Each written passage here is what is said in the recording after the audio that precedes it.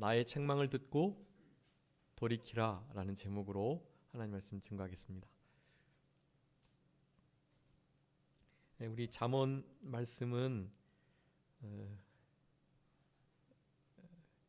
가장 요긴한, 그리고 우리 신앙 실생활에 있어서의 우리의 행동 지침들을 너무나 잘 말씀해주고 계신 하나님의 명령의 말씀입니다.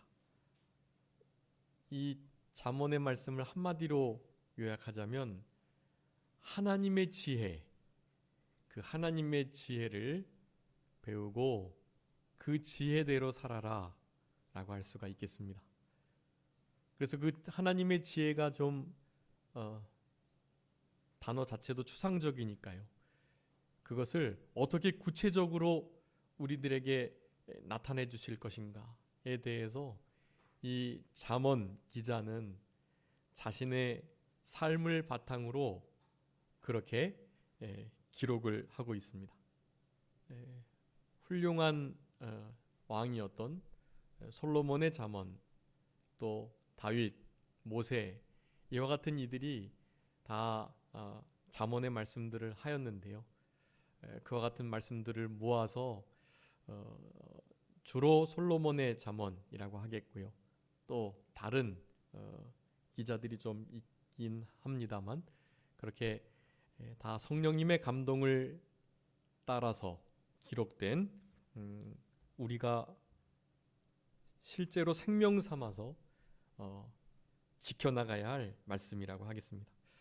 그래서 여러분 하루에 꼭 잠언 한 장씩 읽으신다면 우리의 영에 큰 자양분이 되고요.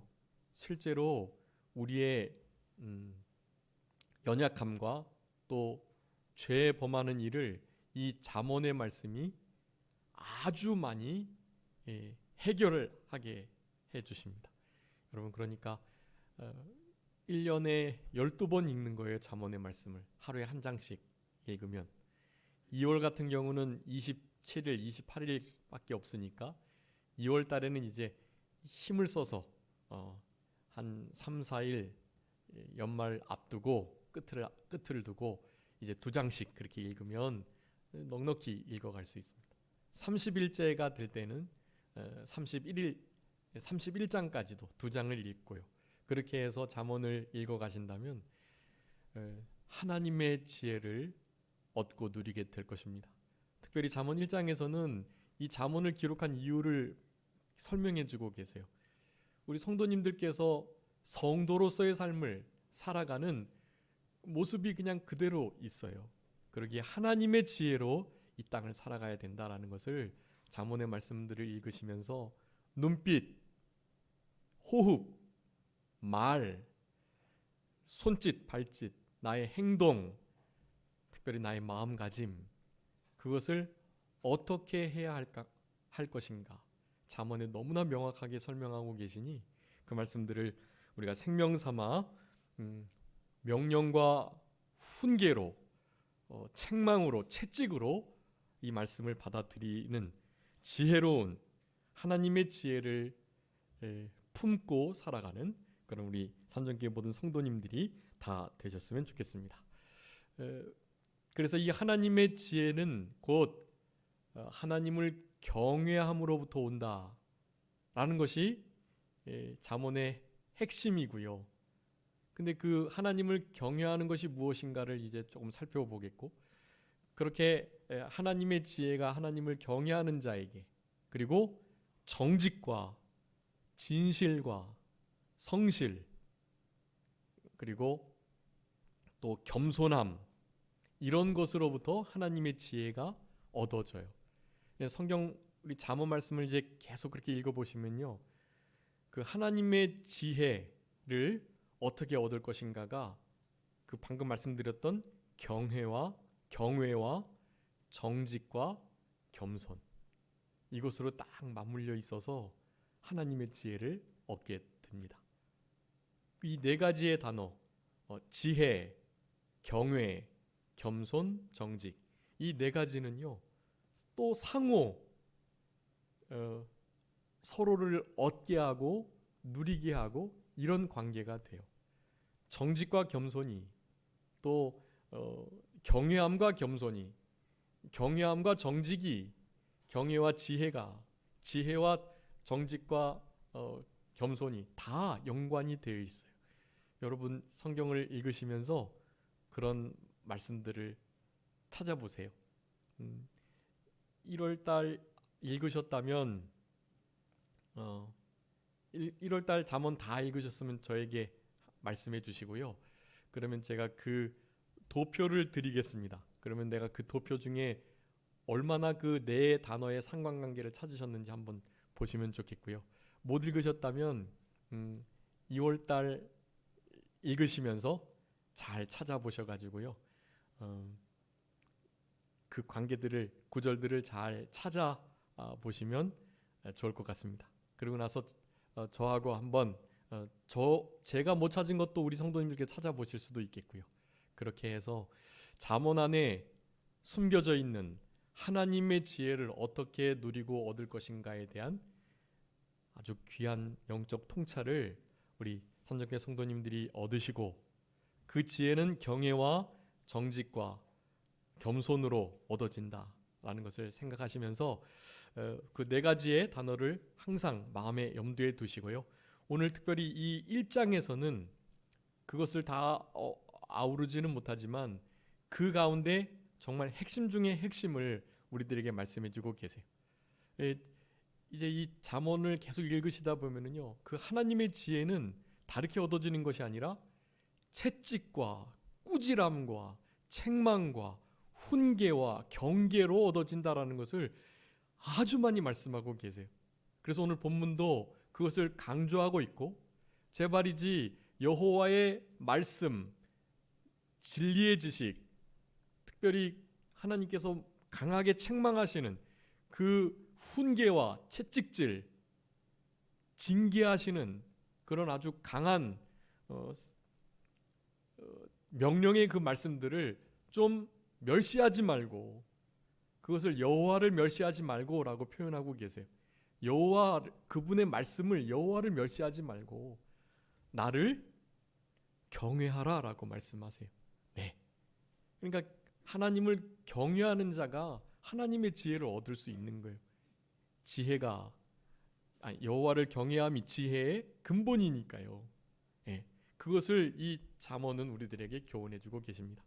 그래서 여호와를 경외함에 대해서 오늘 본문에 내 책망을 듣고, 나의 책망을 듣고 돌이키라라고 말씀하시는데, 어떻게 그렇게 할 수 있는지를 오늘 23절의 두 가지, 우리 23절 다 같이 한번 읽어보도록 하겠습니다. 시작. 나의 책망을 듣고 돌이키라.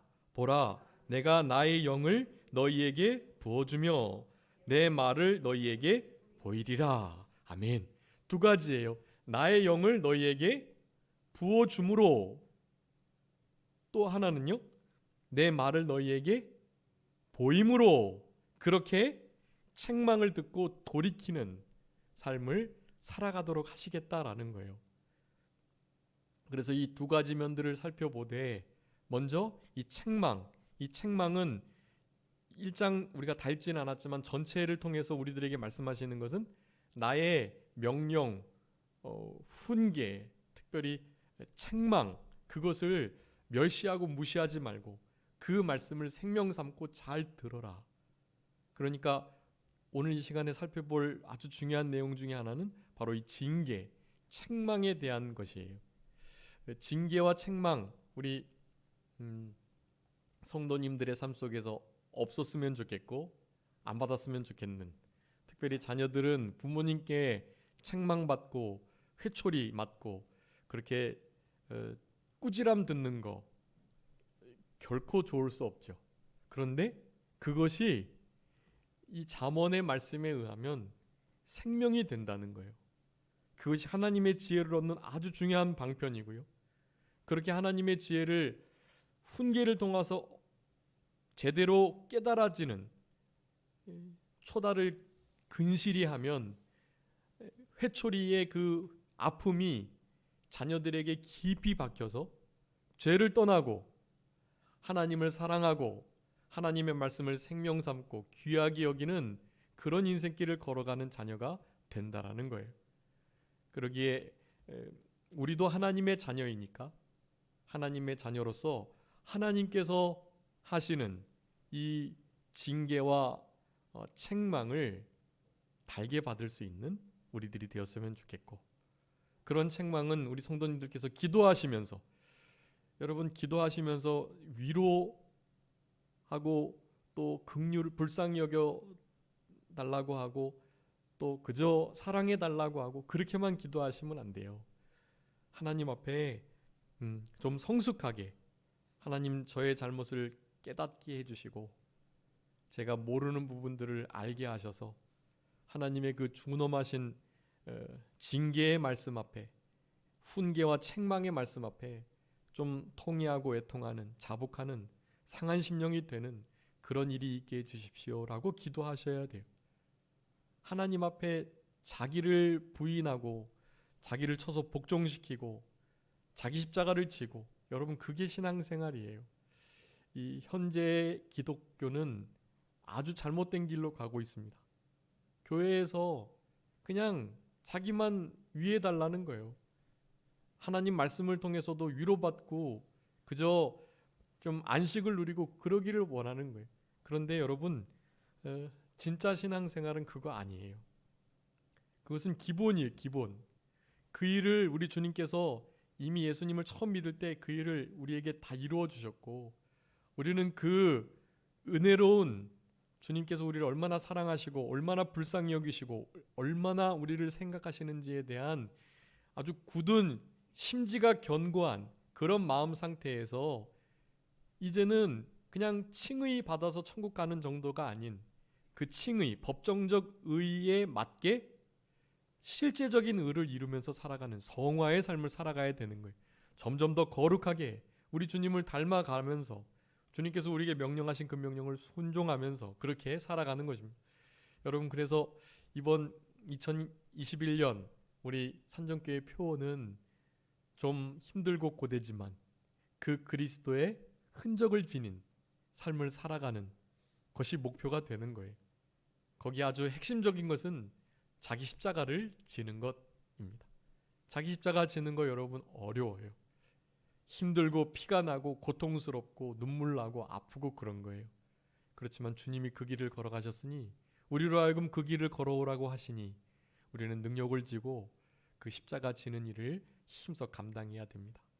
그럴 일을 함에 있어 오늘 잠언 1장 22절은 우리들에게 아주 중요한 통찰을 주십니다.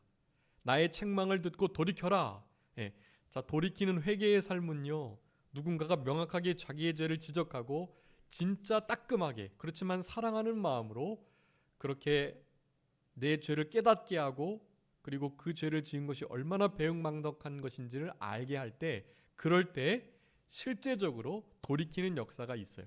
여러분이 돌이키는 일은 물론 잘 사랑으로 타일러서 지혜로운 이들은 그렇게 해서 돌아오기도 하죠. 근데 보통 인생은요 그렇지 않더라고요. 그렇게 해서는 잘 깨닫지 못해요. 계속 그렇게 해주시기만을 바라지 돌아오려고 하지 않아요. 그래서 우리 하나님은 반드시 필수 과목으로 이 징계와 고난의 과정을 허락하십니다. 여러분 그런 말씀 들어보셨나요? 자녀를 진짜 사랑하는 아버지, 자녀를 정말로 사랑하는 아버지라면 자녀를 징계하지 않을 수가 없다. 사랑하는 자녀를 징계하지 않는 아버지는 없다. 여러분 이것이 성경에서 나온 말이에요. 하나님께서는 우리를 진짜 자녀로 대하셔서 사생자와 같이 내버려 두지 않으시고 우리를 계속해서 초달하시고 징계하시고 책망하시고 그래요. 그것은 우리를 어떻게 하신다는 뜻이에요? 사랑하신다는 뜻이에요. 내가 너를 진짜 아들로 대하겠다라는 뜻이란 말이에요.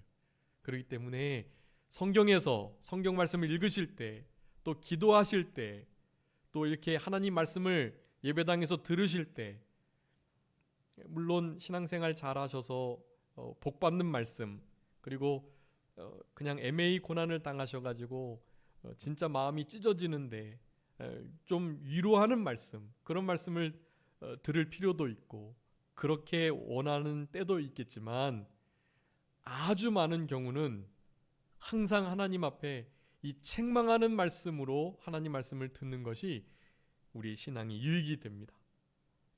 아시는 것처럼 몸에 좋은 음식은 대부분 쓰기 마련이거든요.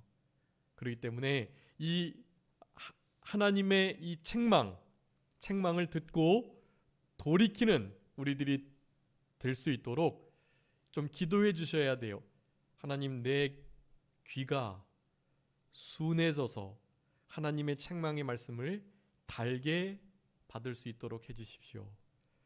성경을 읽을 때, 기도할 때, 하나님께서 내 양심을 통해서 말씀하실 때 정말 애통히 여기고 원통히 여기며 두려워하는 마음을 가지고 그 책망의 말씀을 간절하게 또 기쁨으로 자원해서 잘 받을 수 있도록 도와주십시오 라고 기도하셔야 돼. 여러분, 그렇게 하시면 여러분의 삶 속에 말할 수 없는 열매가, 은혜로운 열매가 맺히고요, 그것은 영원한 하늘나라에서 고스란히 다 받게 됩니다. 여러분, 그러한 책망을 받으시는 그런 우리들이 되었으면 좋겠습니다. 히브리서 12장 6절의 말씀인데요, 주께서 그 사랑하시는 자를 징계하시고 그의 받으시는 이들 아들마다 채찍질 하십니다 라고 말씀해요. 여러분, 하나님께서는요 반드시 하나님의 사랑하시는 자녀들을 채찍질 하신다라는 것을 분명히 기억하셔야 되겠습니다. 요한계시록 3장 19절에서도 말씀하는데요, 물은 내가 사랑하는 자를 책망하여 징계하노니 너희는 열심으로 회개하라 라고 말씀하고 계세요. 여러분, 사랑하시는 자를 징계하십니다.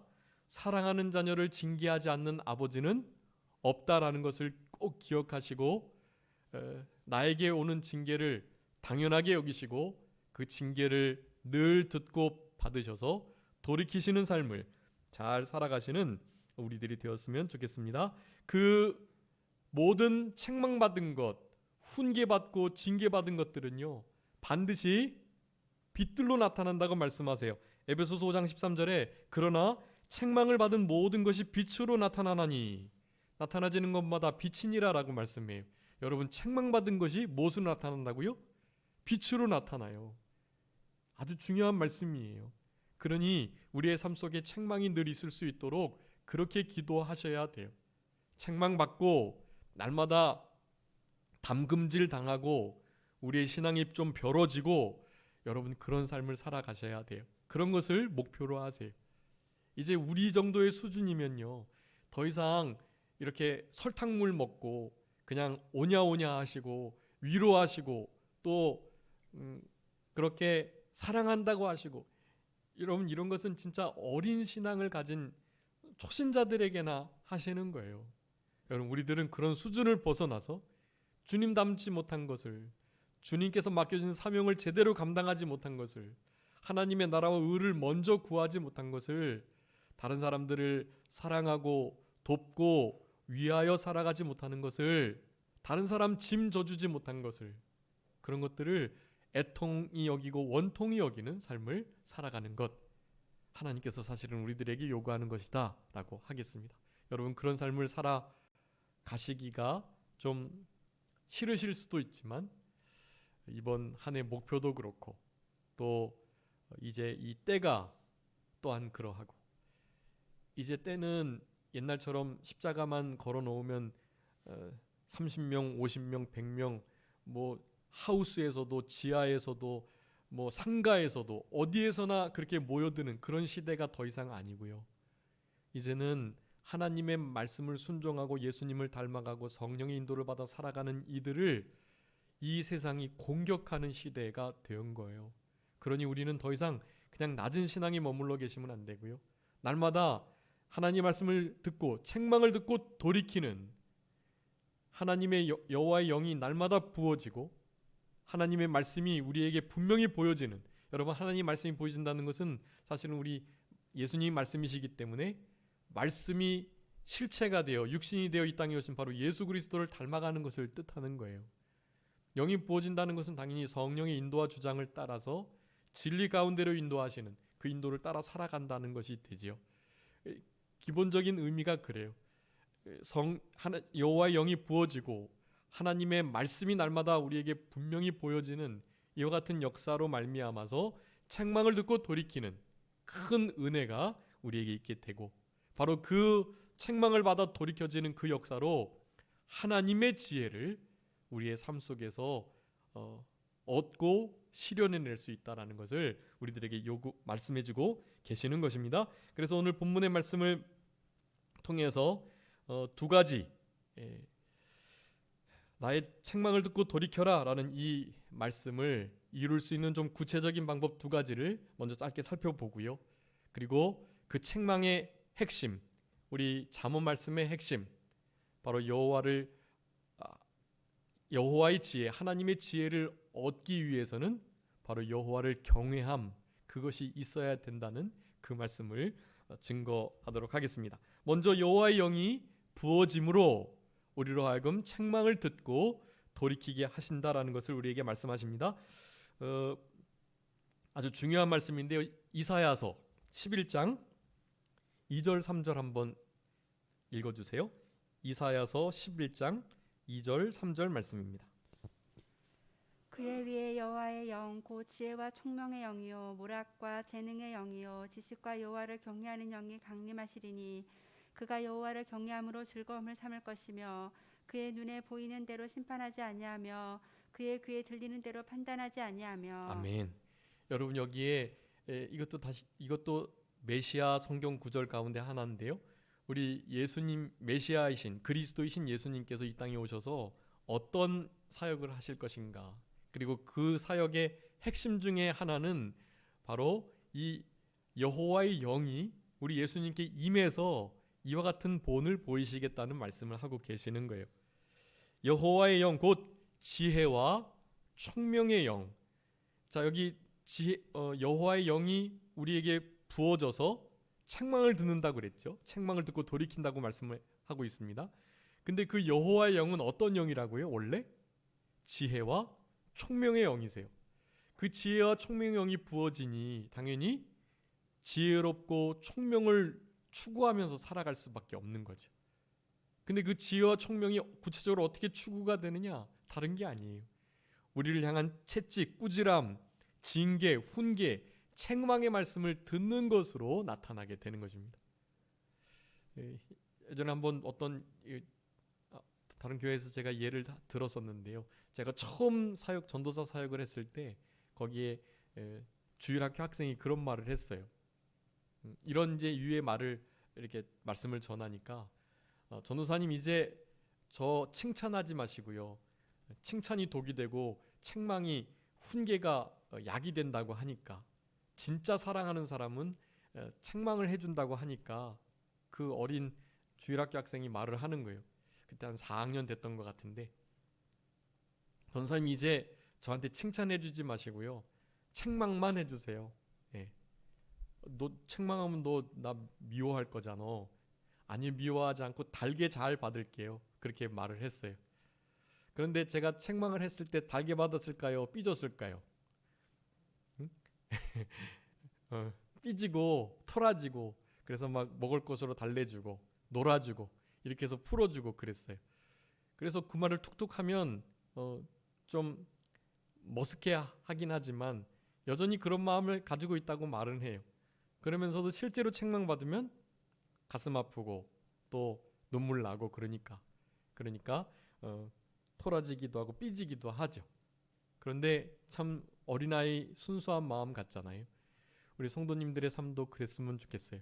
우리 주님께서 마음껏 책망하실 수 있는 성도, 원래 이 책망의 여러 가지 순기능 중에 하나는 디모데서에 있는 것처럼 많은 사람 앞에서 책망을 하게 될 때 그 책망을 받는 자가 소화를 잘하고 기쁨으로 자원함으로 믿음으로 잘 받기만 한다면 그 책망을 받는 일을 통해서 다른 사람들이 아주 중요한 교훈을 얻게 되는 거예요. 그래서 하나님께서는 책망 받을 만한 자에게 공중 앞에서 책망을 하라고 성경은 말씀해주고 계세요. 아주 아주 귀한 또 놀라운 그런 역사가 나타나는 그런 말씀이에요.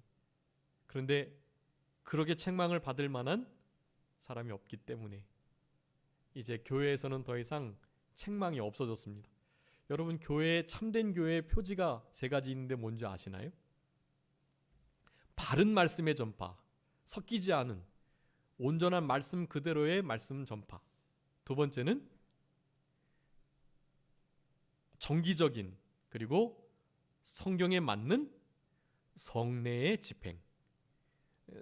세례와 성찬이 잘 이루어져야 돼요. 아직 제가 여기 온 뒤로 한 번도 성찬 예식을 못 가졌는데 절기 전 이제 그 고난 주간 들어서기 바로 전 주간에 이렇게 성찬식을 가지려고 하고요. 보통은 그맘때 그렇게 하고요. 4사분기 1년에 한 4번 정도 하는 게 제일 좋고요. 정 못하면 2번.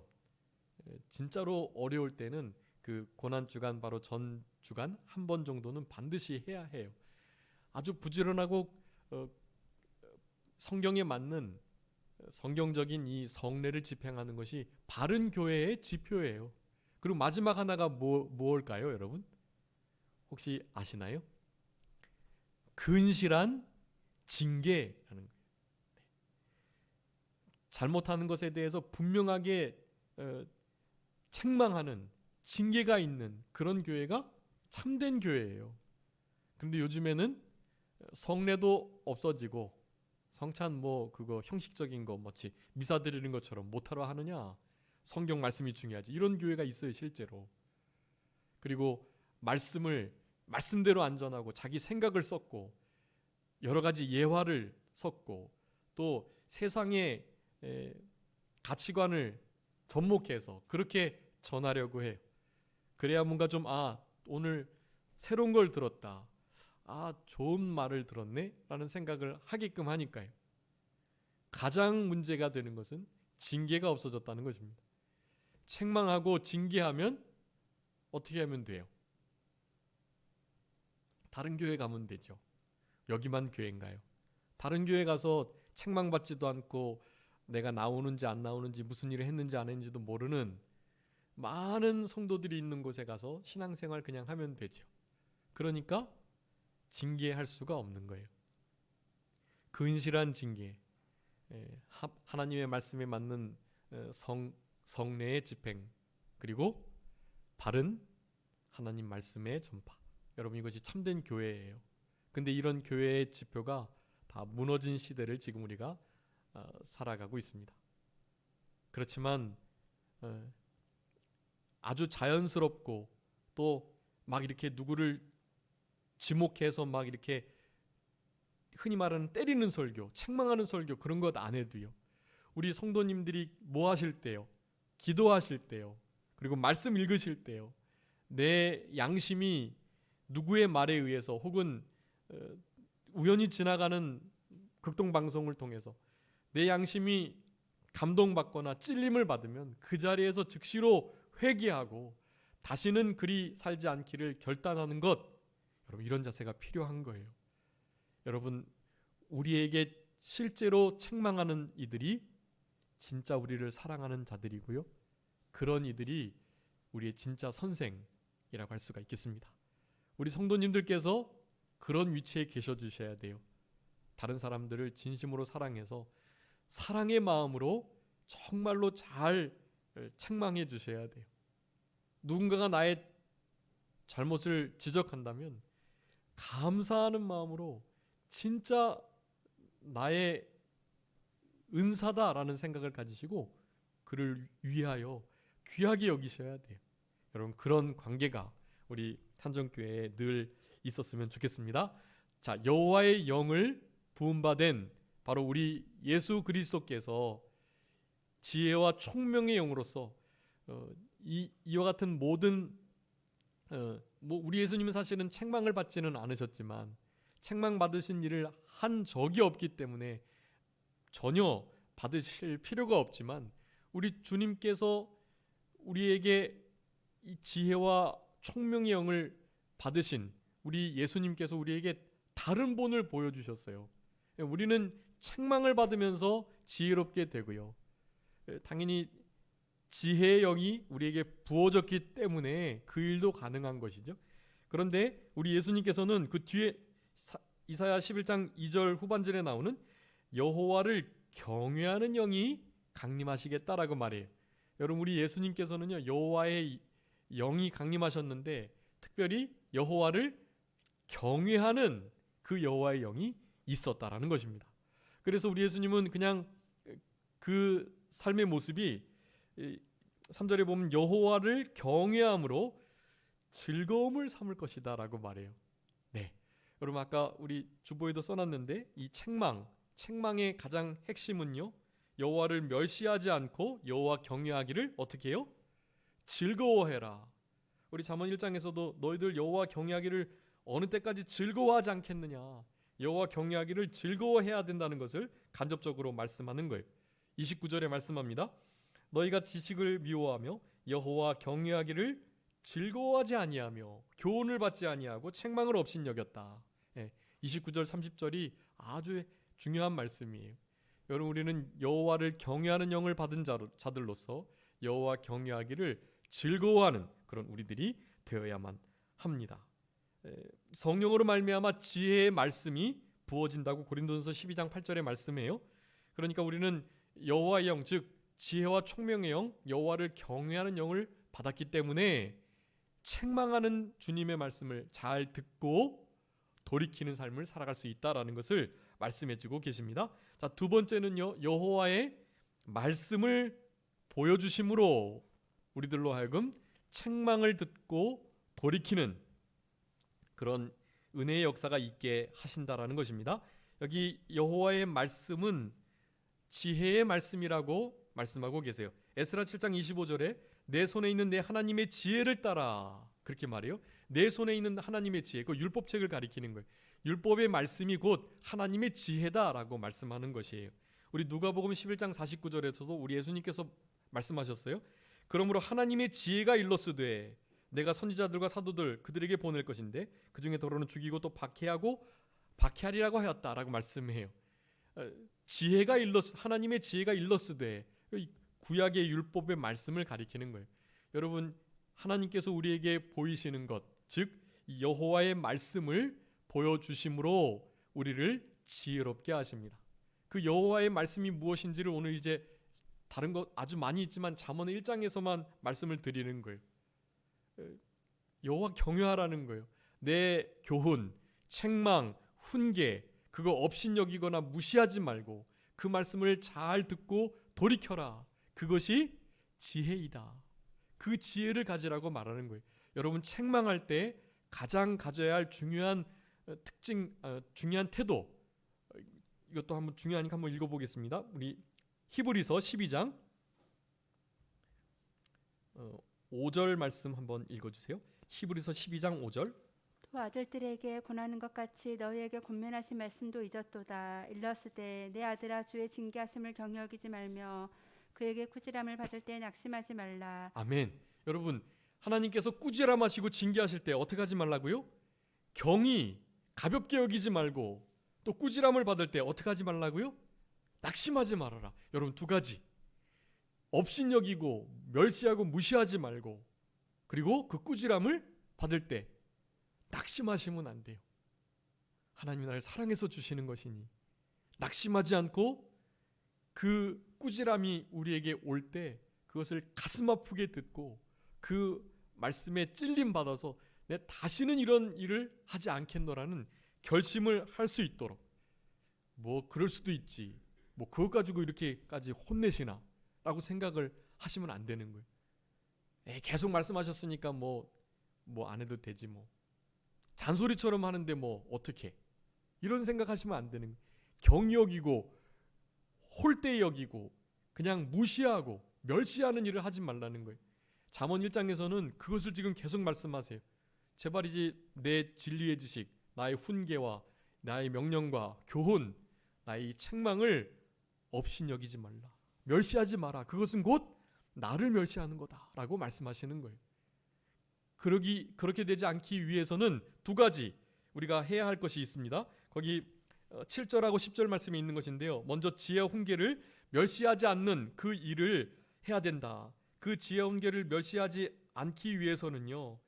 그 지혜와 훈계, 그 훈계가, 지혜의 훈계가 우리에게 생명이 된다는 것을 먼저 기억하셔야 됩니다. 여러분, 이 지혜의 훈계, 이것이 생명이 되는 거예요. 우리 잠언 6장 23절에 훈계의 책망이 생명의 길이다라고 말씀하고 계세요. 그리고 잠언 15장 31절에 생명의 경계, 경계는 책망이란 뜻입니다. 생명의 책망을 듣는 귀가 지혜로운 자 가운데 있다라고 말씀해요. 여러분, 이 훈계를 제대로 들을 줄 알아야 이것이 진짜 지혜가 되고 더 나아가서 생명이 되는 거예요. 그러니까 생명을 잃어버리는 거예요. 누군가의 책망을, 특별히 하나님의 징계의 이 말씀을 듣지 않으면 그렇게 되는 거예요. 여러분, 그러니까 이거 아주 중요한 거예요. 내가 생명 살기 위해서라도 이 지혜와 훈계의 이 책망을 진짜 달게 받으실 수 있는 마음가짐을 가지셔야 됩니다. 히브리서 12장 5절에 있는 것처럼 낙심하지 않고 멸시하지 않고 업신여기지 않고 그것을 사랑하는 마음으로 잘 받으셔야 돼요. 그렇게 가슴 아프게 한 그 사람은요, 나를 사랑해서 그렇게 한 것이에요. 다른 의도가 없어요. 깨끗하고 청결한 양심으로 그렇게 훈계하고 다른 사람을 바로잡는 일이 중요한 거예요. 서로의 짐을 져주면서, 그렇지만 잘못했을 때 그 잘못을 사랑으로 바로잡는 일이 필요한 것이고, 그것을 귀하게 여기시는 우리들이 되어야만 하는 것입니다. 훈계와 멸시를, 지혜와 훈계를 멸시하지 않는 그런 우리들이 될 수 있도록 힘을 써야 되고요. 그와 같은 지혜는 바로 겸손한 자에게 임한다. 잠언 11장 2절의 말씀이에요. 겸손한 자에게 하나님께서는 지혜를 허락하시는 거예요. 겸손한 자가 이렇게 훈계를 멸시하지 않고 제대로 받기 때문에 그래요.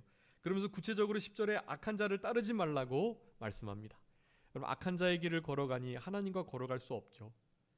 하나님과 동행하기 위해서는 하나님과 뜻을 합해서 걸어가야 되는데, 악한 마음을 품고 악에 계속 미혹당하면서 어떻게 하나님과 주님과 동행할 수 있겠어요? 없는 거예요.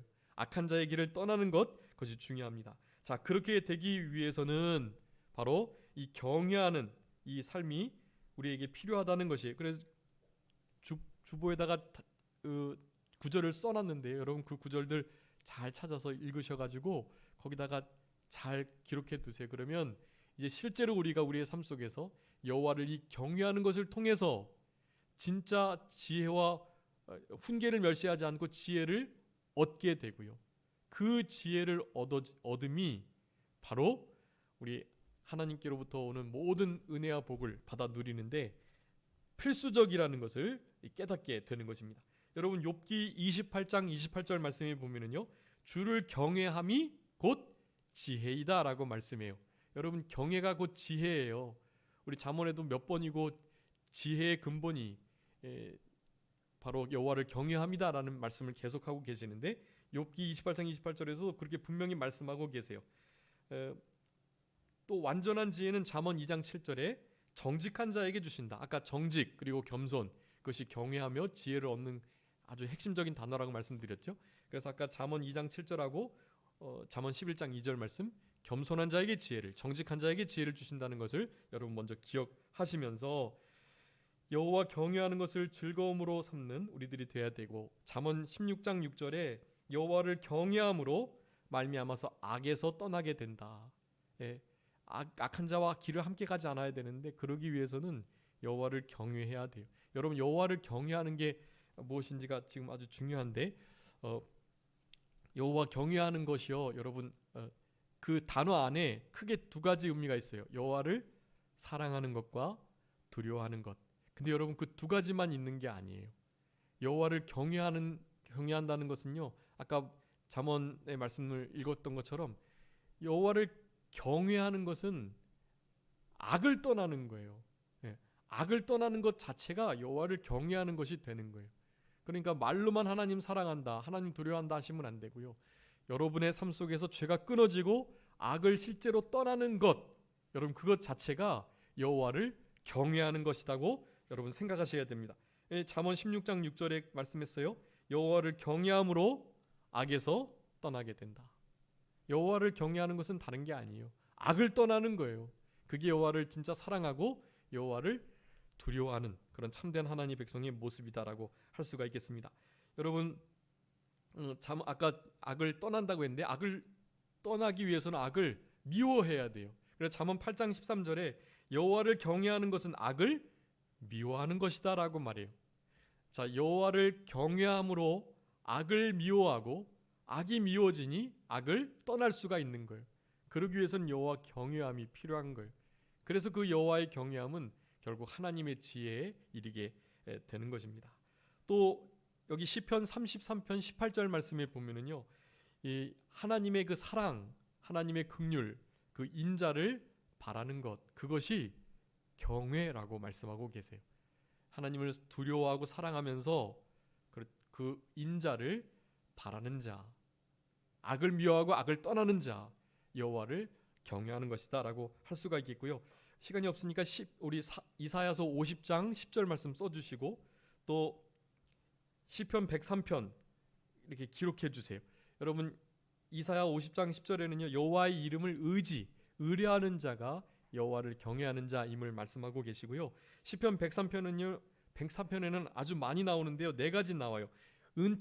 하나님의 은혜를 잊지 않는 자, 언약을 지키고 법도를 기억하고 행하는 자, 하나님의 지으심을 받은 것을 분명히 아는 자, 그리고 하나님의 다스리는 모든 곳에 제대로 서 있는 자. 여러분 시편 103편에 여호와를 경외하는 자가 그렇게 묘사되어 있어요. 여러분 이런 경외함을 가지시고 하나님이 말씀하시는 책망의 말씀을 듣고 돌이켜 회개하는 회개 합당한 열매를 맺는 우리들이 되어야 되겠고, 그렇게 해주시기 위하여 여호와를 경외하는 영, 여호와께서 우리에게 여호와를 경외하는 것을 즐거워하는 영을 우리에게 부어 주셔가지고 우리로 하여금 그 일을 하게 하신다. 하나님의 말씀을 우리에게 보이셔서 말씀이신 예수 그리스도를 본받아 우리로 하여금 하나님을 경외하고 지혜의 삶을 살아가게 한다. 마지막으로 예레미야 32장 40절 말씀에 여호와를 경외하는 그 마음을 우리들에게 주셔서라고 말씀하고 계세요. 여러분 여호와를 경외하는 이 마음을 우리에게 주시지 않으면 그럴 수 없어요. 아까 이사야 11장에서도 말씀했잖아요. 여호와를 경외하는 영이 임했다. 여호와를 경외하는 마음을 우리에게 주시도록 하나님께 기도하시면서 여러분 이렇게 하나님을 경외하는 이 하나님의 책망을 들음으로 하나님의 지혜를 얻어 누리시는 그런 우리들의 삶이 되셔서 하나님께서 여호와를 경외하고 지혜를 얻은 자에게 주시는 큰 은혜와 복을 다 받아 누리시는 우리 모두가 되어야 되겠습니다. 잠깐 기도하겠습니다. 살아계신 우리 아버지 하나님 감사합니다.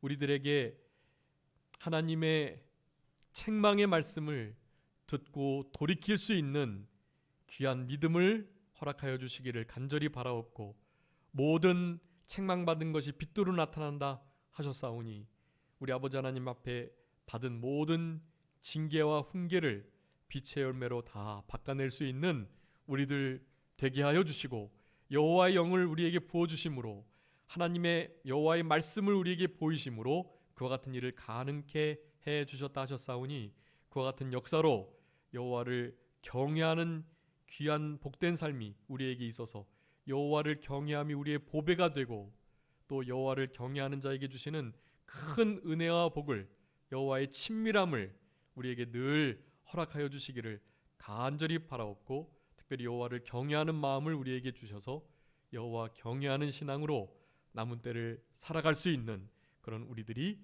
다 되게 하여 주시옵소서. 모든 것 주님께 맡기옵고 살아계신 예수 그리스도의 이름으로 기도 올리옵나이다. 아멘.